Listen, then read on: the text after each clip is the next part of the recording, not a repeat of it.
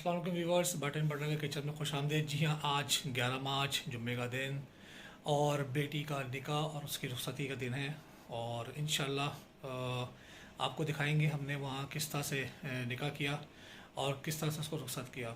बहुत सारे क्लिप्स शायद ना दिखा पाएंगे रिस्ट्रिक्शंस की वजह से। जो छोटे मोटे क्लिप्स हैं वो हम आपके साथ शेयर कर देंगे।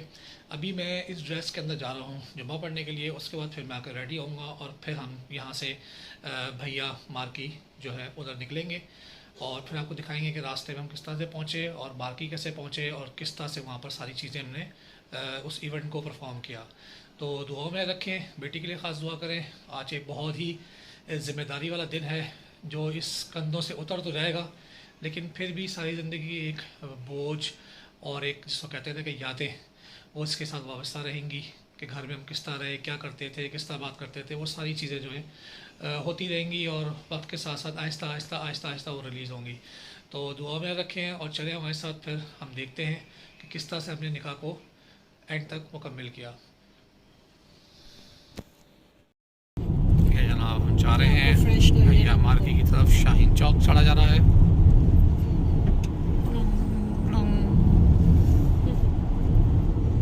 चलें जी, भैया मार्की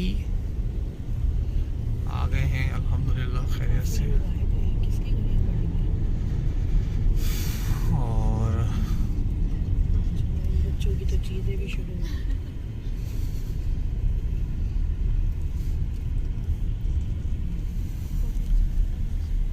ये जी भैया मार्की है,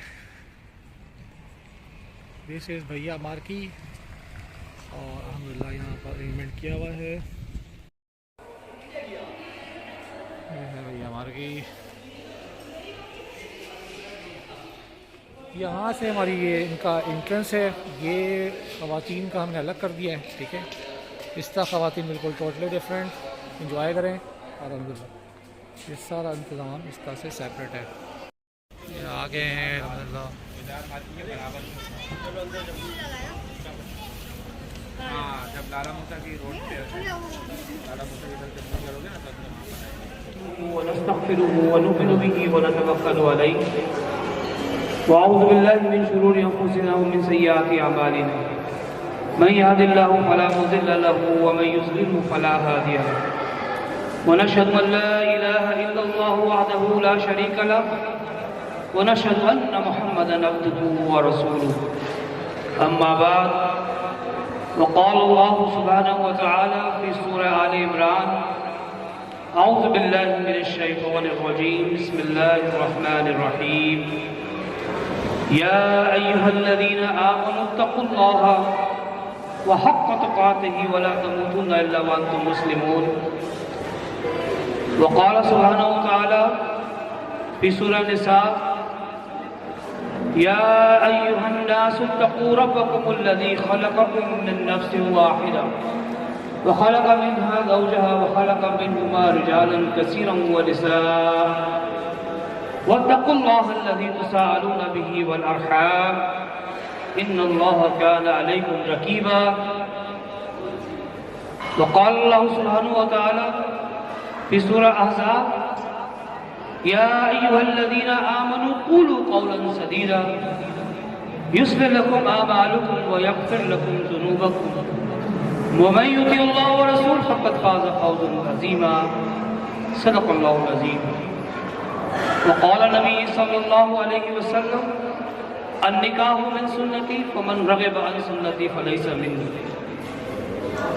वक़ाल सुब्हानहु व तआला क़ाल नबी सल्लल्लाहु अलैहि वसल्लम आलिनु हाज़ा निकाह वजअलहु फ़िल मसाजिद औ कमा क़ाल रसूलुल्लाह सल्लल्लाहु अलैहि वसल्लम रब्बि इश्रह ली सदरी व यस्सिर ली अमरी वहलुल उक़दतम मिन लिसानी यफ़क़हू क़ौली अल्लाहुम्मा रब्बना अल्हिमना रुश्दना व अइज़ना मिन शुरूरि अंफुसिना अल्लाहुम्मा अरिनल हक़्क़ हक़्क़न वरज़ुक़ना इत्तिबाअहु व अरिनल बातिला बातिलन वरज़ुक़ना इज्तिनाबा आमीन या रब्बल आलमीन। जी, मैंने आपके सामने खुतबा निकाह के हवाले से जो तिलावत की है और उसमें जो नबी अकरम सल्लल्लाहु अलैहि वसल्लम से मसनून आयात जिनका इंतखाब खुद नबी अकरम सल्लल्लाहु अलैहि वसल्लम ने फरमाया, उसकी भी तिलावत आपके सामने की है। असल मसला ये है कि हमारे यहाँ जिस तरह से बहुत सारी चीज़ें एक रस्म बन चुकी है یہی حال ہمارے ہاں اس خطبہ نکاح کا بھی ہے۔ ہم کو سمجھتے ہیں کہ یہ شاید کوئی تبرک کے طور پر یہ کچھ الفاظ جو ہے نبی اکرم صلی اللہ علیہ وسلم نے ادا کر دیے ہیں، جیسے اور جگہ پر کوئی جلتن منتن ہوتا ہے، شاید یہ وہی ایک معاملہ ہے، لیکن حقیقت یہ ہے کہ خطبہ نکاح کے اس معاملے کے اندر ہم نے کبھی شاید ترجمہ بھی نہ سنا ہو کہیں پر کسی محفل میں کہ اس میں کہا گیا حقیقت یہ ہے کہ یہ اتنا حساس موقع ہوتا ہے، خاص کر میں ایک خاندان وجود میں آ رہا ہے اور اس خاندان کے وجود پر ہی پورے معاشرے کی بنیاد کھڑی ہوئی ہے۔ میں اور آپ یہ بات بہت اچھی طرح جانتے ہیں کہ ہمارے معاشرے کا ہمارا جو بھی سوشل لائف ہے اس کے اندر بنیادی جو سٹون اگر کوئی چیز ہے جس کو ہم کور کہتے ہیں وہ ایک خاندان پر بیس کرتا ہے۔ قرآن مجید کا جتنا بھی آپ مطالعہ کرنا اس کے اندر سب سے زیادہ اگر کوئی احکامات ہیں تو وہ آئلی قوانین ہیں جن کو معاشرتی احکامات کہتے ہیں، بھرے پڑے، خاص طور پر یہ جو ہماری 4 صورتیں ہیں، سورہ بقرہ، سورہ آل عمران، سورہ نساء، سورہ مائدہ، قرآن مجید سے اگر کوئی تعلق قائم ہو تو پھر ہم اس کا اندازہ کر سکیں۔ میں وقت زیادہ نہیں لینا چاہتا، میں چاہتا صرف یہی ہوں کہ یہ جو خطبہ نکاح ہے جس کو ہم نے یہاں تلاوت کی ہے اس کی تھوڑی سی جو ہے ایک ترجمہ ہم کر لیں تاکہ ہمیں پتہ تو اس میں آپ صلی اللہ علیہ وسلم نے کیا کیا۔ یہ کوئی برکت کے لیے آپ نے اس میں آیتیں نہیں، کیونکہ اگر آپ کو برکت کے لیے کوئی آیتیں اس میں سے منتخب کرنی ہوتی ہیں آپ صلی اللہ علیہ وسلم نے تو قرآن مجید میں بڑی عظیم عظیم صورتیں موجود تھیں۔ مجھے آپ کے علم میں ہے کہ سورہ اخلاص کے بارے میں کیا ارشاد فرمایا نبی اکرم صلی اللہ علیہ وسلم نے؟ ثلث القرآن کے مساوی ہے، 1/3 قرآن، 1/3 قرآن جو ہے وہ ہے سورہ اخلاص، اس کا انتخاب کرتے ہیں۔ آیت الکرسی کے بارے میں آپ کو پتہ ہے کتنی عظیم آیت ہے، ایک آیت طویل اور اس کی کتنی برکات ہے، نبی اکرم اس کا انتخاب کرتے ہیں لیکن نہیں کیا۔ اسی طرح سے آپ دیکھیے کہ آپ صلی اللہ علیہ وسلم نے بڑی عظیم سورت ہے سورہ فاتحہ جس کو مثانی القرآن کہا گیا، یعنی کہ اس کے قرآن کے بالکل مثل قرار دیا گیا، اس کا انتخاب نہیں کیا گیا۔ یہ کیا وجہ ہے کہ نبی اکرم صلی اللہ علیہ وسلم نے 3 مختلف مقامات سے قرآن مجید کی یہ 3 آیات جو ہے وہ پڑھی؟ اب یہ سوچنے کی بات ہے کہ اور ایسے موقع پر جب ایک خوشی کا موقع ہے، 2 خاندان وجود میں آ رہے ہیں، ایک مرد اور ایک عورت کے وجود سے، ان آیتوں کے انتخاب کرنے کی وجہ کیا ہے؟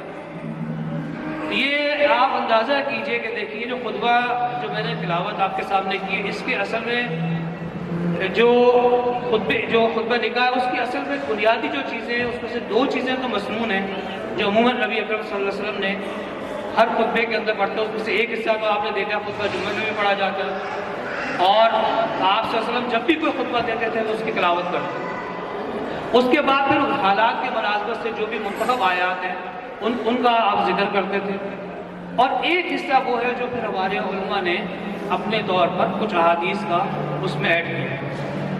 تو یہ 2 حصے تو مسنون ہے، تیسرا حصہ اس طرح سے ہے۔ میں چاہوں گا کہ میں تیزی کے ساتھ بس اس کی ترجمہ کر دوں تاکہ آپ کے ذہن میں ازبر رہے کہ یہ واقعتاً آپ صلی اللہ علیہ وسلم نے ان کا انتخاب کیا ہے۔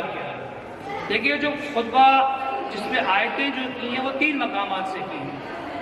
ایک سورہ آل عمران کی آیت نمبر 102، سورہ نساء کی آیت نمبر 1، اور یہ بڑی عظیم آیتوں پہ ہم اس کے انشاءاللہ ترجمہ کریں گے، اور سورہ احزاب کی آیت نمبر 70 اور 71۔ یہ 3 مقامات ہیں اور ان 3 مقامات کو جب آپ مطالعہ کریں حقیقت یہ ہے کہ تقوی سے متعلق اگر آپ مطالعہ کریں تو اس سے جامع آیات آپ کو قرآن مجید میں شاید ہی مشکل سے ملیں۔ نبی اکرم صلی اللہ علیہ وسلم نے قرآن مجید سے یہ 3 آیتیں منتخب کی اور اس کا جو مرکزی مضمون ہے، جو اس کا جو ایک سینٹرل مضمون آپ کو ملے گا، اس کا جو اس میں سے جو ایتھکس کا جو معاملہ ہمارے لیے مل سکتا ہے وہ کیا ہے؟ تقویٰ۔ کیوں آپ نے سنا؟ کیونکہ خاندان جو وجود میں آتا ہے اس میں سب سے بنیادی میاں بیوی کے اندر جو تعلق کی بنیاد ہے وہ تقویٰ ہے۔ اللہ سے ڈرو، اللہ سے ڈرو، اللہ سے ڈرو، یہ ہے وہ بات جو قرآن مجید بار بار ہیمر کرنا چاہتا ہے۔ یہی میری اور آپ کی جو ہے سمجھنے کی چیز ہے۔ دیکھیے پہلی آیت جو ہے سورہ آل عمران، اس میں کیا ارشاد فرمایا؟ یہ مرد اور عورت میرے اور آپ کے سب کے لیے، کیونکہ معمول ہے نا کہ کچھ لوگ جمع ہوئے ہیں تو وہ یہ چیزوں کو سمجھیں۔ تو پہلی آیت جو ہے وہ یہ فرمائی جا رہی ہے، اس میں فرمایا جا رہا ہے یا ایھا الذین آمنوا، اے وہ لوگوں جو ایمان لے آئے۔ کن سے خطاب ہے؟ مجھ سے اور آپ سے خطاب ہے۔ یا ایھا الذین آمنوا تقوا اللہ حق تقاتی، اہل ایمان اللہ کا تقوی اختیار کرو جیسا کہ اس کا تقوی اختیار کرنے کا حق ہے۔ اب آپ اندازہ کیجئے کہ پہلی آیت یہ ہے، اور وَلَا تَمُوتُونَ إِلَّا وَأَنْتُمْ مُسْلِمُونَ، اور تمہیں موت نہ آئے اس حال میں کہ تم فرما برداری کی حالت میں نہ ہو۔ ایسی حالت میں انسان کو موت آ جائے کہ انسان جو ہے اللہ کا نافرمان بنا ہوا ہو یا ایسے کام کر رہا ہو کہ جو اس کی نافرمانی پر بیس کرتے ہو اور موت آ جائے، تو پہلی نصیحت آپ صلی اللہ علیہ وسلم نے اس آیت کے متعلق یہ کی، اس آیت کو انتخاب کیا کہ دیکھو اللہ کا تقوی اختیار کرو جیسا کہ حق ہے۔ اب ہمیں تو اثر نہیں پڑتا کہ اس آیت پہ اللہ تعالیٰ نے جب یہ بات ارشاد فرمائی ہے کہ اللہ کا تقوی اختیار کرو جیسا کہ اس کا حق ہے، تو صحابہ تو لرز گئے سائے۔ آپ نے نبی اکرم سے سوال کیا کہ کون ہے جو اللہ کا حق ادا کر سکتا ہے؟ پھر اللہ تعالیٰ نے آیت نازل کی ہے کہ تقوی اختیار کرو جتنی تمہاری استطاعت ہے، یعنی کہ انسان ہر وقت ہر آن اللہ سے ڈرنے والا ہو، وہ چاہے اپنی انفرادی زندگی میں ہو یا اپنی ازدواجی زندگی سے تعلق رکھتا ہو یا اپنی معاشرتی زندگی سے یا معاشی زندگی سے تعلق رکھتا ہو، ہر ایونٹ کے اوپر اس کے لیے ضروری ہے کہ وہ تقوی کرے۔ اس آیت کا انتخاب، اور دیکھو موت نہ آئے، موت بتا کر آئے گی، وہ تو ایسی ظالم چیز ہے کہ بغیر بتائے آئے گی، کسی کو موقع بھی نہیں ملے گا بتانے کا۔ اب سوچئے کوئی آدمی لایانی کام کر رہا ہو، کوئی اللہ کی نافرمانی کے کام میں مبتلا ہو اور موت آ جائے، کیا وہ فرما برداری کی موت ہوگی؟ ایک تاکید دیکھیے کہ ہرگز تمہیں موت نہ آئے اس حال میں کہ تم اللہ کی فرما بردار نہ ہو۔ دوسری آیت دیکھیے سورہ نساء، اس میں دیکھیے، اس آیت میں دیکھیے گا 2 مرتبہ تقوی کا ذکر، خطاب کیا؟ یا ایھا الناس۔ اب دیکھیے وہاں کا یا ایھا الذین آمنوا، یا ایھا الناس، یہ پوری نوع انسانی سے خطاب ہے۔ اے لوگو یا ایھا الناس اتقوا ربکم، اے لوگو تقوی اختیار کرو، ڈرو اپنے رب سے، الذی خلقکم من نفس واحدہ، اس سے جس نے تمہیں ایک نفس سے واحدہ سے پیدا کیا۔ میں اور آپ ہماری جو پوری نوع انسانی اس وقت ہے وہ کس سے تکلیف ہوئی ہے؟ آدم اور حوا۔ وَخَلَقَ مِنْهَا زَوْجَهَا، اور اسی سے اس کا جوڑا بھی بنایا، کہ پیر ہے نا۔ کائنات کا سب سے پہلا جو اگر رشتہ قائم ہوا ہے دنیا میں، وہ وجود میں آیا، تو کس کا ہے؟ میاں بیوی۔ سب سے پہلا رشتہ جو وجود میں آیا، مرد اور عورت کے انتخاب میں، وہ کیا ہے؟ شوہر اور بیوی کا جو رشتہ ہے، پہلا رشتہ وجود میں آیا۔ اب جب یہ بات کہی گئی وہاں پر کہ جو ہے اسی سے اس کا جوڑا بنایا، پھر ان سے کیا کیا؟ مرد اور عورت کی کثیر تعداد جو ہے وہ پیدا فرمائی۔ آج جو 600 ملین سے زیادہ لوگ اس وقت دنیا میں موجود ہیں، ان کے جو ہے وہ آب و اجداد جو ہے وہ کون جا کے لگتے ہیں؟ آدم اور حوا۔ اور آج بھی جو یہ ایک آدم کا بیٹا اور ایک آدم کی بیٹی جو ہے اسی رشتے سے منسلک ہو کے اسی تسلسل کا ایک حصہ بن رہا ہے، وہی جو کثیر تعداد پھیلا دی ہے۔ دیکھیے یہ آیت کا انتخاب۔ پھر دیکھیے فرمایا واتقوا اللہ، اور اللہ کا تقوی اختیار کرو، تسالون بالارحام، جس کا تم ایک دوسرے کو واسطہ دیتے ہو۔ ایک بھیکاری جو ہوتا ہے فقیر، وہ بھی اگر مانگتا ہے تو اللہ کے نام پہ مانگتا ہے، کہ اللہ کے نام پہ دیتے ہو۔ گھروں میں کوئی فساد ہوتا ہے، لڑائی ہوتی ہے، کوئی جھگڑا ہوتا ہے، تو اس پہ بھی ہم واسطہ دیتے ہیں، اللہ کے واسطے یار اس معاملے کو ختم کر دو، خدا کے لیے اس معاملے کو ختم کر دو، اس جھگڑے کو ختم کر دو۔ جہاں کوئی معاملہ ہوتا ہے اللہ کا واسطہ دیا، تو اس کا تقوی اختیار کرو جس کے تم واسطے دیتے ہو ایک دوسرے کو کرنے کے لیے۔ والحرام، اور آگے دیکھیں کیا فرمایا؟ ان اللہ کان علیکم رقیبا، اور دیکھو اللہ تعالیٰ تم پر نگہبان ہے، وہ دیکھ رہا ہے۔ یہ تصور جو ہمارے پاس ہے نا، کسی اللہ تعالیٰ نے کائنات بنائی اور اس کے بعد اب کہاں دیکھ رہا ہوگا؟ نہیں، یہ اللہ تعالیٰ اس پر بار ہے۔ دیکھیے قرآن کی آیت میری آپ نہیں ہے گھڑی ہوئی، یہ اللہ کا کلام ہے، اور کلام متکلم کی صفت ہوتا ہے۔ اللہ تعالیٰ فرما رہے ہیں کہ دیکھو میں تمہارا نگہبان ہوں۔ یہ دوسرا مقام سورہ نساء کا۔ تیسرا دیکھیے یہ سورہ احزاب، اس میں کیا فرمایا؟ دیکھیے یا ایھا الذین آمنوا، دیکھیے پھر وہ اہل ایمان سے خطاب، پہلے اہل ایمان سے خطاب، پھر پوری نوع انسانی سے مخاطب ہے، اور اب پھر آخری آیت جو ہے وہ پڑھی جا رہی ہے، تو وہ کس پر ہے؟ یا ایھا الذین آمنوا، اے اہل ایمان قولوا قولا سدیدا یا الذین آمنوا اتقوا اللہ، اے اہل ایمان اللہ کا تقوی اختیار کرو، وہ قولوا قولا سدیدا، اور بات کرو سیدھی بات، سچی بات، کھری بات۔ دیکھیں انسانی معاشرے کے اندر جو سب سے بڑی مصیبت ہے وہ کیا ہے؟ صحیح بات نہ کرنا۔ اور گھروں کے اندر جو فساد ہوتا ہے اس کی بھی بنیادی وجہ کیا ہے؟ بات جو ہے گول مول کرنا، چھپا دینا، توئس کرنا۔ میاں بیوی میں سب سے بڑی جو رکھنے پیدا کرتی ہے وہ یہ زبان ہے، معاشرے میں ہر جگہ۔ آپ کا اور میرا جو باہمی تعلق ہے وہ ایک بنیاد جو ہے وہ عطف کے اوپر ہے، ٹیٹ کے اوپر ہے، لیکن اس میں ہی اگر اعتبار ختم ہو جائے، دھوکے بازی شروع ہو جائے، آپ کی زبان جو ہے وہ ایسی دوغلیانہ ہو تو وہ سارا معاشرے کا نظام جو ہے اعتبار کا اٹھ جائے۔ اس طرح میاں بیوی کا رشتہ بن رہا ہے تو اس میں سب سے بنیادی چیز ہے یہ زبان، سب سے بڑا فساد اس سے ہوتا ہے۔ اور اس کی بہت بڑی اگزامپل قرآن مجید میں اگر آپ کے علم میں ہو، آپ کو پتہ ہے سورہ نور کے اندر ایک واقعہ افق ہوا ہے، حضرت عائشہ رضی اللہ تعالیٰ عنہ پر جو تہمت لگی ہے اس کا آپ اندازہ کر سکتے ہیں کہ کیا معاملہ ہوا، تہمت کتنی خطرناک ہے۔ اس پورے اگر آپ پورے اس واقعے کو پڑھیں تو اس کا نتیجہ کیا نکلے گا؟ یہ زبان کا ڈنگ کہ اتنا برا ہے کہ پورے گھر اجڑ کے چل گئے۔ تو دیکھیں وہاں پر بھی تقوی اختیار کرنے کو کہا گیا، اور کہا گیا کہ قولوا قولا سدیدا، بات کرو سیدھی بات۔ اگر یہ کام کرو گے تو ہوگا کیا؟ دو گارنٹی اللہ تعالیٰ جو ہے فوراً دے گا۔ کیا؟ یغفر لکم ذنوبکم، اللہ تعالیٰ فرما رہے ہیں قولوا قولا سدیدا ویصلح لکم اعمالکم۔ پہلی چیز یہ کہ اللہ تعالیٰ تمہارے اعمال کی اصلاح کر دے، تمہارے جو بھی تم عمل کر رہے ہو اس کی اصلاح ہونا شروع ہو جائے گی۔ صحیح بات، یہ جہاں انسان نے سوچا نا کہ میں نے اگر سچی بات کر دی تو پتہ نہیں میرا نقصان ہو جائے گا، نہیں، اللہ تعالیٰ گارنٹی دے رہے ہیں کہ اگر آپ نے صحیح بات کہی تو پہلی تو چیز کیا ہوگی؟ آپ کے اعمال کی اصلاح ہو جائے گی۔ دوسری چیز وہ یغفر لکم ذنوبکم، اللہ تعالیٰ آپ کے گناہوں کو معاف کر دے گا، مغفرت فرما دے گا آپ کے گناہوں کو۔ یہ دو گارنٹی اللہ تعالیٰ دے رہا ہے صرف ایک کام کرنے کے لیے، وہ کیا ہے؟ قولوا قولا سدیدا، بات کرو سیدھی۔ تو یہ اندازہ لگائے، اور پھر آگے کیا فرمایا؟ وَمَن يُطِعِ اللَّهَ وَرَسُولَهُ، تو جو کوئی اطاعت کرے گا اللہ اور اس کے رسول کی، فقد فاز فوزا عظیما، تو یہی ہے اصل میں سب سے بڑی کامیابی، دی سکسیس اگر کوئی ہے، دی سکسیس۔ یہ سپرلیٹو جو ہے آپ جتنا بھی اس میں ایڈ کر لیں، یہ اصل میں فوزن اور عظیم دونوں ہے۔ اور فوزن قرآن مجید میں دکھ رہا ہے کیونکہ آپ لوگوں سے عربی سے شاید واقف نہ ہو تو اس کے سپرلیٹو ڈگری پہ چلا جاتا ہے۔ فوزن عظیم، ہاں بہت بڑی کامیابی۔ میں اور آپ اس دنیا کے دھکے کھا رہے ہیں کامیابی ہونے کے لیے کہ سکسیس ہو جائے مادی طور سے۔ میٹرلسٹک اپروچ ہماری کیا ہے کہ جی ہم کامیاب ہو جائیں، لیکن آپ دیکھیے قرآن مجید آپ کو گارنٹی دے رہا ہے اس بات پر کہ ایک بات سیدھی کر لو کہ تم جان لو کہ تمہارے اعمال کی بھی اصلاح ہو جائے گی، تمہاری مغفرت بھی ہو جائے گی، اور یہ جو اللہ کی اطاعت اور اس کے رسول کی اطاعت کرو گے تو سب سے بڑی کامیابی تمہیں اگر ہوگی تو وہ یہ دی سکسیس ہے۔ اگر میں اپنے آپ کو سکسیس بنانا چاہتا ہوں، اپنی اولاد کو بنانا چاہتا ہوں، دیکھیں آج ہمارا معاملہ کیا ہو چکا ہے، ذرا آپ لوگ جہاں کے اپنے باطن میں دیکھیں، غور کریں تو کیا ہے؟ ہم میں سے ہر شخص کیا فکر ہے؟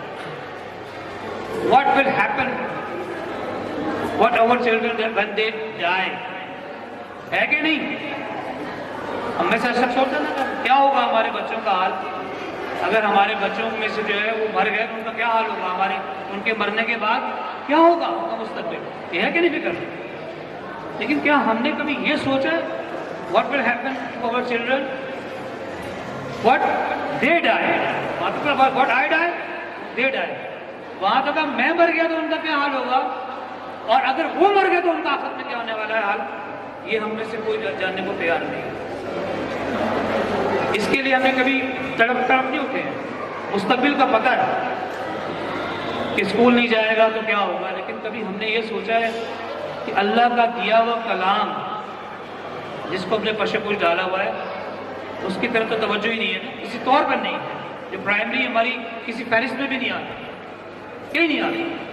بہرحال اللہ تعالیٰ سے دعا ہے کہ اللہ تعالیٰ ہمیں اس پر عمل کرنے کی توفیق عطا فرمائے۔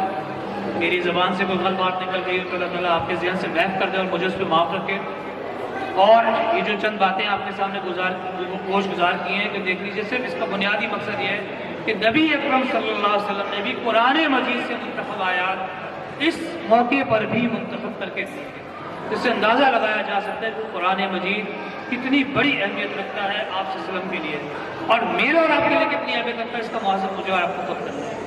تو اللہ تعالیٰ سے دعا ہے کہ یہ جو جوڑا وجود میں آ رہا ہے، ان کے لیے جو ہے عافیت اور خیر اور برکتیں اللہ تعالیٰ ان کے لیے نازل کرے، اور دونوں میاں بیوی کے لیے ایک دوسرے کے لیے الفت پیدا کرے۔ اب آپ جی نکاح کی کارروائی ایجاب و قبول کی کر لیتے ہیں، اور اس کے بعد دعا۔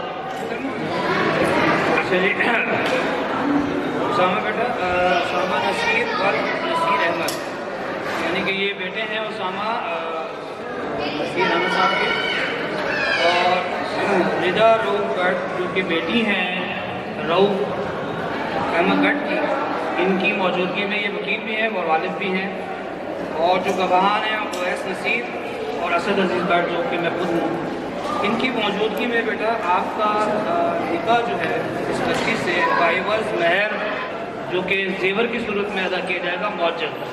آپ قبول کرتے ہیں اس بچے کو؟ اللہ تعالیٰ آپ کو جو ہے ایک ہی دفعہ کہنا ضروری ہے، اللہ سے دعا کر لیں، دعا مانگ لیتے ہیں۔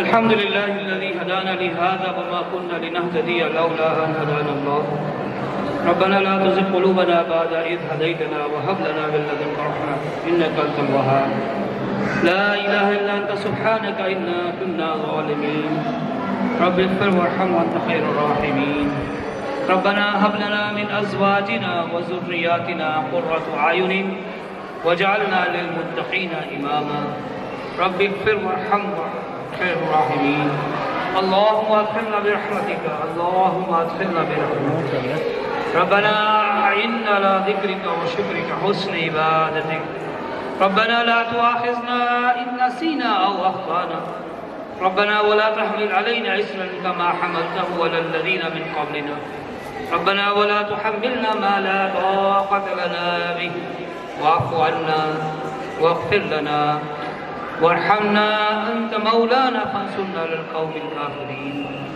ربنا آتنا في الدنيا حسنة وفي الآخرة حسنة وقنا عذاب النار ربنا فاغفر لنا ذنوبنا وكفر عنا سيئاتنا وتوفنا مع الأبرار۔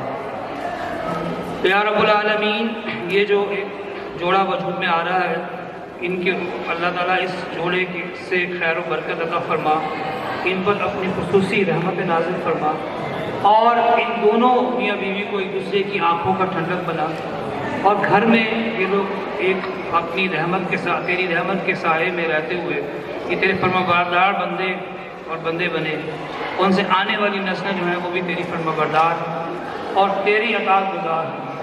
یا اللہ تعالیٰ، ہماری یہ ٹوٹی موٹی دعائیں ہیں، ہمیں مانگنے کا ڈھنگ نہیں آتا، اللہ کو اسے قبول فرما۔ ربنا تقبل منا انك انت السميع العليم وتب علينا انك انت التواب الرحيم وصلى الله تعالى على خير خلق محمد وآله وصحبه اجمعين برحمتك يا رب آمين۔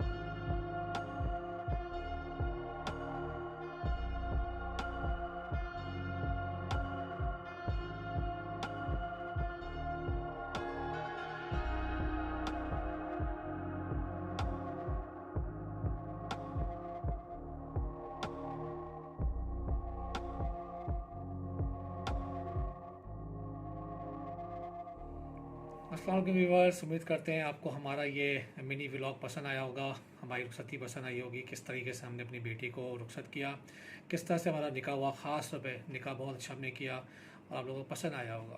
یہی اصل طریقہ ہے، اگر مسجد میں ہم نہیں کر سکتے تو اگر ہم ہال میں کر رہے ہیں تو اس کو بالکل ایک طریقے سے اس کا انتظام کریں، منعقد کریں، اور ایک ہم اپنی سنت کو قائم رکھیں۔